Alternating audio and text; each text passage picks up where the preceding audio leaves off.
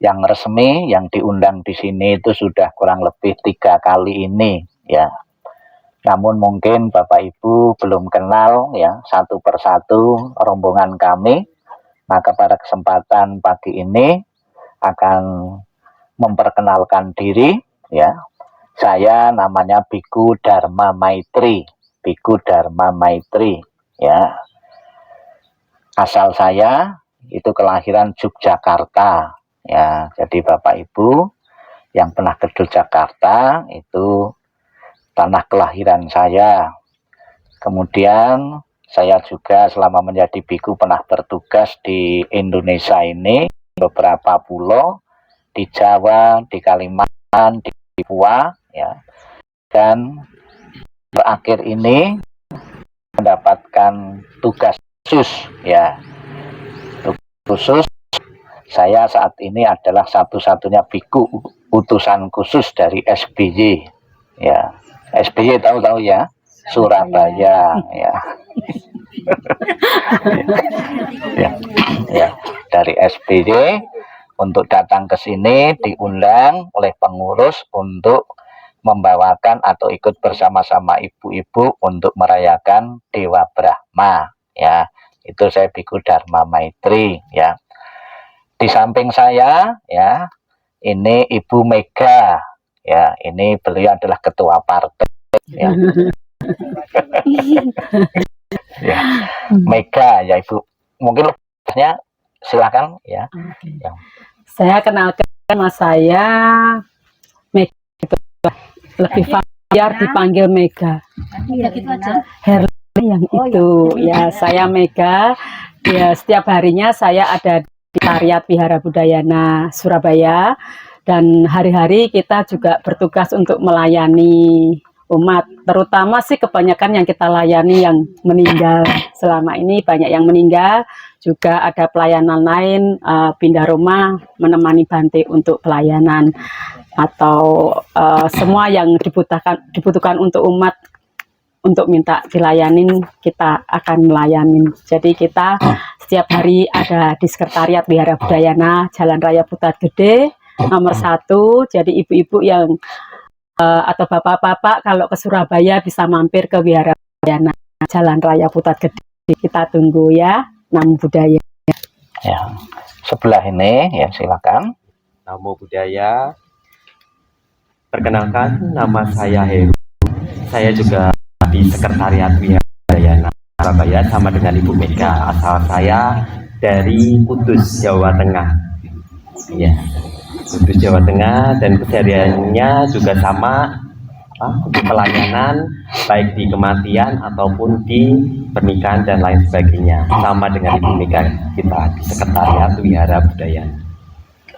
Ya, silahkan berikutnya.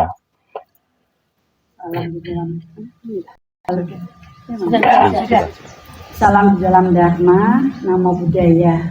Saya nama Herlena, juga di Wihara Budayana Surabaya Putat.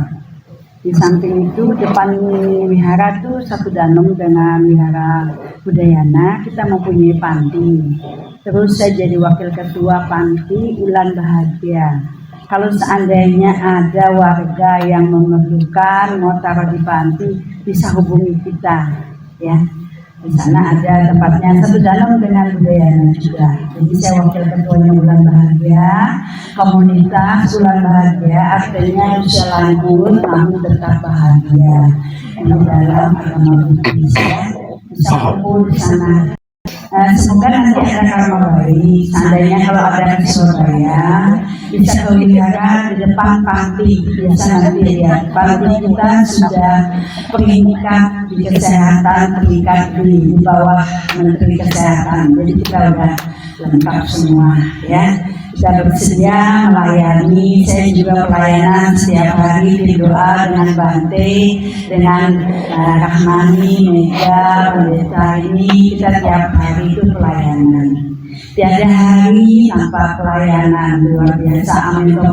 Semoga kita diberkahi, diberi kesehatan, panjang umur, bisa melayani umat-umat kita yang memerlukan.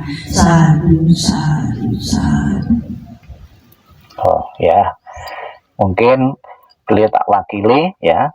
Yang sebelah itu adalah Bapak Yanto, ya, Bapak Yanto yang juga anggota tim pelayanan dari Wihara Budayana Surabaya.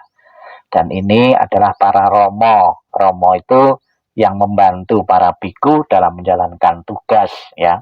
Ada beberapa hal yang tidak bisa ditangani oleh biku langsung, maka didelegasikan ke para romo ini. Jadi silahkan Bapak Ibu sekalian butuhkan langsung cepat, ya. Doa cahayana bisa, ya, pakai Mandarin, ya. Jadi mereka itu bisa bahasa Mandarin, ya. Mau pakai bahasa Pali juga bisa, bahasa Tibet juga bisa. Kami melayani 3 bahasa dalam pelayanan, ya. Bapak Ibu sekalian, sangat berkenan kembali kita berkumpul tidak terasa 1 tahun yang lalu, ya. Tanggal 9 November juga bersama berkumpul di sini, dan pada kesempatan ini juga kita mempunyai karma baik bisa berkumpul, ya, bisa berkumpul dan merayakan kembali tahun, ya, kelahiran Dewa Brahma, ya. Ini kelihatannya dulu pernah Surabaya, ya, kamu? Iya, iya, pernah di Surabaya, ya? Enggak pernah. Enggak pernah, ya. Ya. Ya, mirip, ya. Khusus sekalian yang saya hormati, di saat kita memperingati hari kelahiran, ya, kita akan selalu diingatkan tentang bahwa kelahiran seseorang atau kelahiran dewa atau apapun ini membawa konsekuensi. Konsekuensinya apa? Kita hidup, kita berkembang, setelah berkembang akhirnya akan mati juga. Ya. Demikian pula sekalipun Brahma itu usianya panjang, menurut ajaran Sang Buddha, hidup di alam Dewa Brahma juga belum kekal, juga masih akan mengalami pasang surut kematian juga. Namun usia Dewa Brahma dengan usia kita itu amat berbeda. Kalau kita mungkin paling panjang saat ini 70, 80, 90. Dewa Brahma itu usianya itu sangat panjang sekali. Nah, panjangnya usia seseorang itu ditentukan oleh karma-karma atau perbuatan-perbuatan yang dilakukan semasa hidupnya. Dewa Brahma, ya, kalau Bapak Ibu pernah berkunjung ke Thailand, ini paling rame di Thailand itu ada patung Dewa Brahma, itu di perempatan jalan, itu di saat pas ulang tahun seperti ramai sekali, hotel-hotel juga penuh juga. Namun Dewa Brahma yang terbesar secara fisik itu bukan di Thailand, ya, malah justru di Indonesia, yaitu di Pantai Kenjeran. Jadi kalau Bapak Ibu pergi ke Pantai Kenjeran, ya, Sanggar Agung, itu bisa melihat patung atau rupang Dewa Brahma yang paling besar seluruh dunia, ya.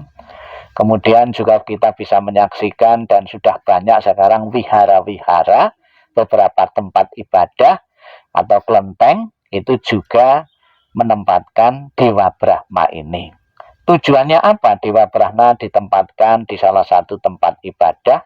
Untuk memberi kesempatan bagi Bapak Ibu untuk memanjatkan doa-doa dan harapan-harapan. Jadi kehidupan yang kita jalani ini, ya, kita tidak sempurna. Maka kita perlu bantuan dan pertolongan dari makhluk-makhluk yang lebih tinggi. Keistimewaan dari Dewa Brahma ini apa?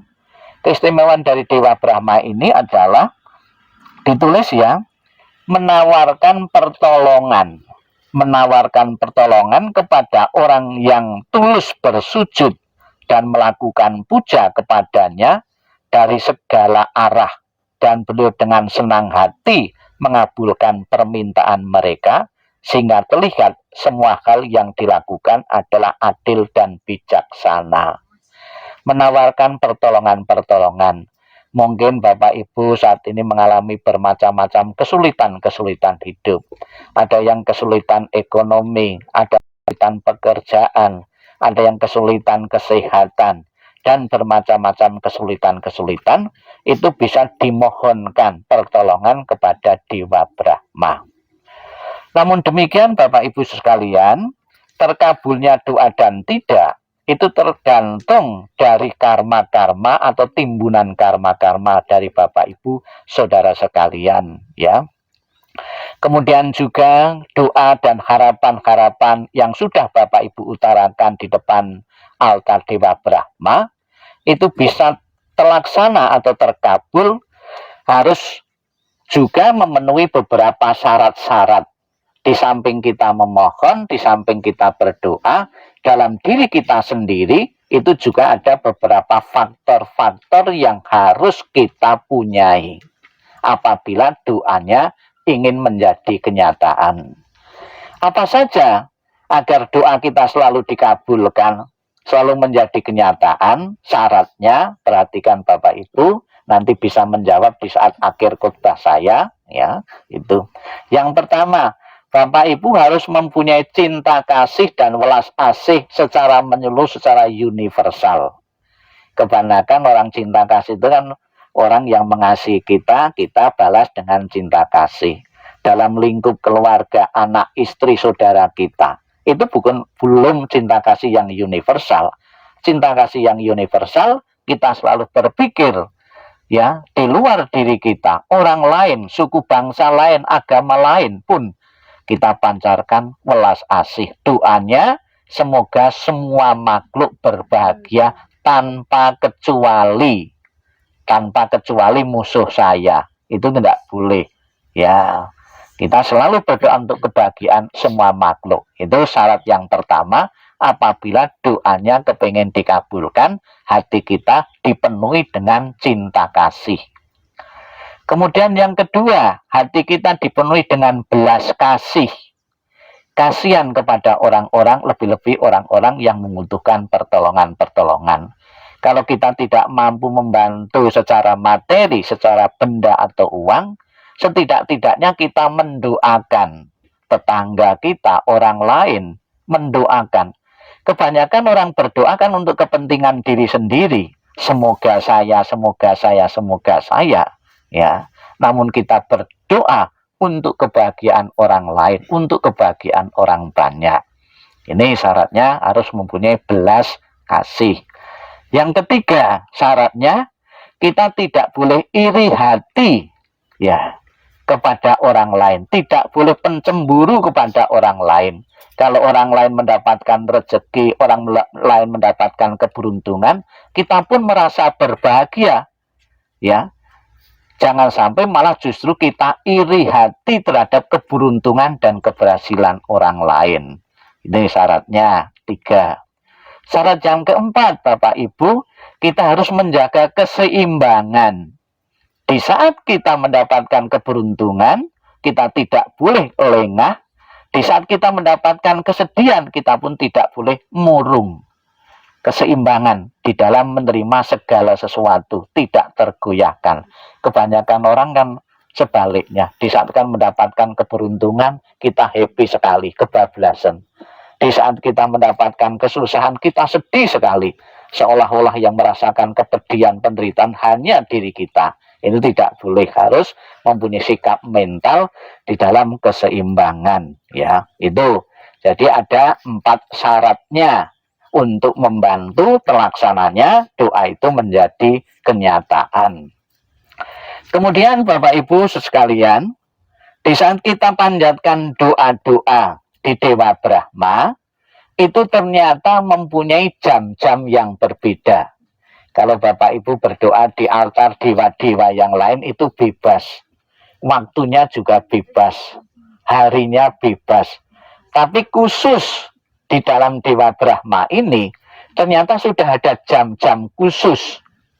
Ibarat dokter, ya, ibarat dokter itu mempunyai jam praktek, ya. Jadi kalau tengah malam Bapak Ibu digedor-gedor, yang gedor-gedor dokter, ya ada 2 peluang, ya, ada 2 kemungkinan, bisa diterima, bisa tidak, ya. Nah, di dalam Dewa Brahma ini ternyata ada jam-jam khusus untuk memanjatkan doa-doa sesuai dengan keperluan-keperluan. Misalnya ditulis, ya, kalau Bapak Ibu berdoa untuk urusan dagang, ya jamnya jam apa? Kalau pagi jam 9 sampai jam 11, ya mungkin jam prakteknya ya. Untuk mempermudah menjawab doa kasih itu, saya kabulkan doa untuk dagang. Ya itu. Kemudian kalau sore, ya ternyata cuma jam saja, pagi buka sore juga, ya kan. Ya itu jam 17 sampai 19, 5 sampai jam 7. Ya, tolong dicatat ya, jangan klik. Ya. Terus malam ya, untuk masuk untuk dagang itu malam hari ya, setelah jam 7, jam 21, jam 9 sampai jam 10. Ya, jadi jamnya itu singkat saja, kalau malam tuh ngantuk ya. Ya, itu. Terus untuk kesehatan dan kesembuhan yang sakit, ya jamnya ya jam 11 sampai jam 1. Ya, 1 siang, ya itu. Untuk kerukunan rumah tangga, ya, kerukunan rumah tangga itu, ya, jangan keliru. Pagi jam 7 sampai jam 9, siang jam 1 sampai jam 2, ya, itu. Terus misalnya saja mendoakan cucunya atau anaknya mau melahirkan, ternyata ada juga jamnya, ya, itu. Kelahiran bayi, ya, untuk kelahiran bayi jam 11 sampai jam 15. Nah, untuk sekolah, mendoakan anak-anak atau cucu-cucu yang sedang bersekolah, ya, itu jam sekolah itu jam 2 sampai jam 5, jam 17, jam 5. Kemudian bagi mereka yang belum mempunyai pasangan atau jodoh, yang ditunggu-tunggu, ya, jangan salah, ya itu. Untuk perjodohan ya pagi jam 8 sampai jam 12, jadi panjang sekali. Ya. Ditambah sore, ya, ditambah sore jam 17 sampai jam 19. Ya. Ya, oh malam enggak? Oh, ketemuan. Ya. Ya.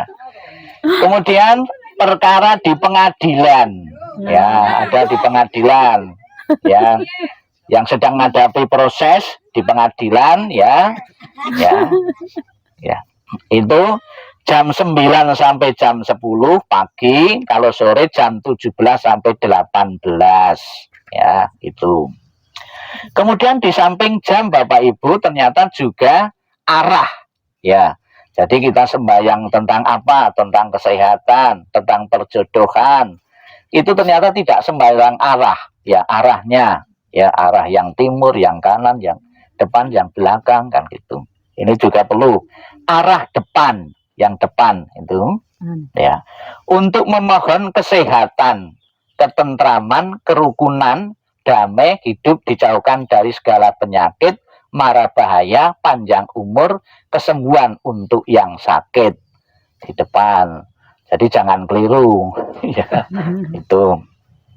Arah kanan untuk memohon jodoh yang baik, ya, pergaulan yang baik di masyarakat, wibawa dalam kepemimpinan, masalah-masalah dalam perkawinan supaya cepat selesai, ya.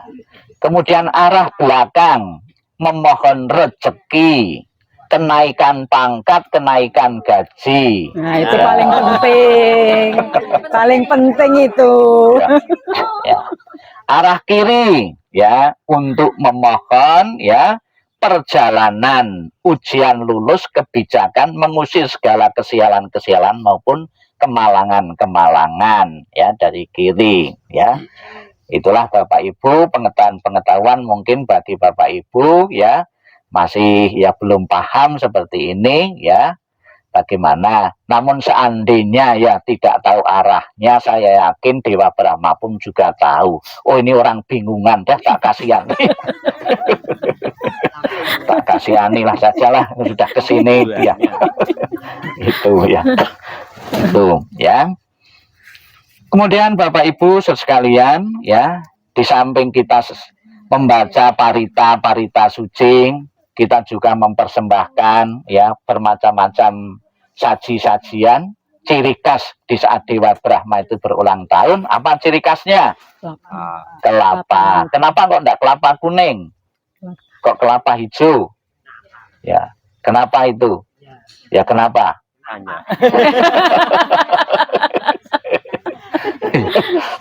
Ya itu. Ya, hijau itu sebagai simbol kemakmuran. Ya, kalau kuning kebijaksanaan. Ya, kelapa. Kelapa itu di samping untuk persembahan untuk apa? Untuk Dewa Brahma, itu juga kadang-kadang ada juga yang dikasih di kuburan. Ya, ada orang meninggal dikasih kelapa. Ya, itu sebagai simbol, sebagai nasihat kepada yang meninggal. Ya, kelapa muda itu kan degan. Kamu kalau ditanya malaikat jangan deg-degan. Ya. Deg-degan. Ya, deg-degan, jangan khawatir, jangan cemas. Kebanyakan kalau khawatir dan cemas orang yang banyak dosanya. Kalau orang suci enggak mati kapanpun ya tenang-tenang saja ya, gitu ya. Kemudian juga bunga. Ya, bunga itu sebagai simbol ketidakkekalan, di samping kita juga berdana tentang keindahan. Berdana lilin sebagai simbol pengorbanan. Lilin mau menerangi sekitarnya dengan menghancurkan dirinya sendiri, rela berkorban untuk yang lain. Kemudian dupa, simbol keharuman. Ya, harum, kalau dibakar harum. Dan kebanyakan harumnya dupa itu mengikuti arah angin. Kalau harumnya kebajikan, kamu berbuat baik, itu kanan kiri terdengar. Ya, itulah simbol-simbol makna-makna ya yang ada di dalam agama Buddha maupun dalam tradisi di kelenteng-kelenteng ya. Bapak Ibu sekalian, kami mengucapkan terima kasih atas kehadiran Bapak Ibu sekalian yang ternyata umat ini asli sini ya, umat Tuban sini ya, ini ternyata ini enggak tahu ini banyak janda atau gimana itu ya.